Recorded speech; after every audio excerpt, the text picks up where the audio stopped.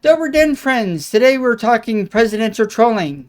As we all know, President Trump has been on a roll, from Minority Leader Hakeem Jeffries in a sombrero and fake mustache to the now infamous photo of the auto pen in the Hall of Presidents.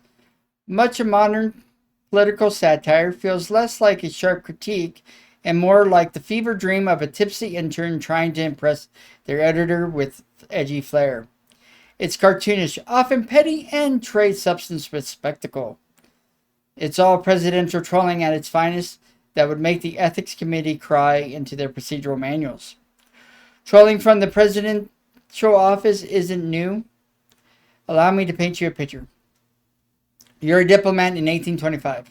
You just got invited to the newly renovated White House to meet the sixth president of the United States, John Quincy Adams.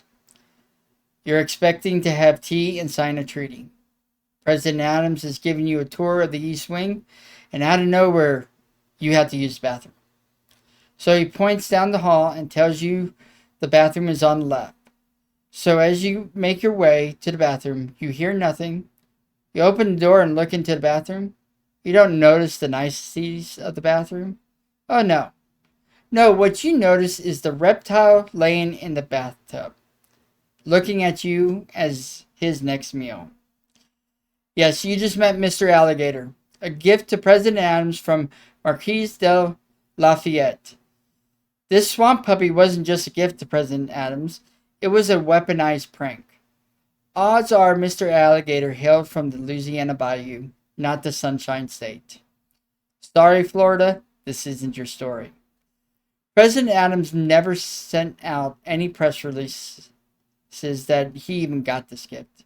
President Adams just accepted it and housed it in the bathroom of the East Wing of the White House and let unsuspecting guests discover reptilian diplomacy the hard way. Yeah, so Adams never told anybody. He never explained why there was an alligator in the East Wing bathroom. He just let the alligator marinate in presidential silence. It was trolling by omission. So what happened to Mr. Alligator, you might wonder? Well, he was rehomed, of course, with no pension, no pay, and no retirement. Though details are murky.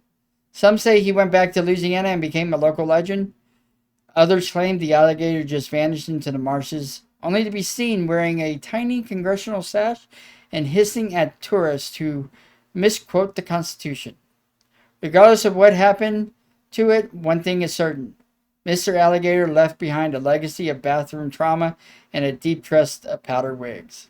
So yeah, President Trump may have deep fakes, sombreros, and budget reapers. However, President John Quincy Adams had a live alligator, a bathtub, and zero chill. One trolls with pixels, while the other trolls with the swamp puppy that makes Louisiana proud. Somewhere in the annals of presidential history, the swamp puppy named Mr. Alligator will always reign supreme. Poli-sci, baby. Thanks for watching. Like, subscribe, leave a comment, and share. Dober den, friends.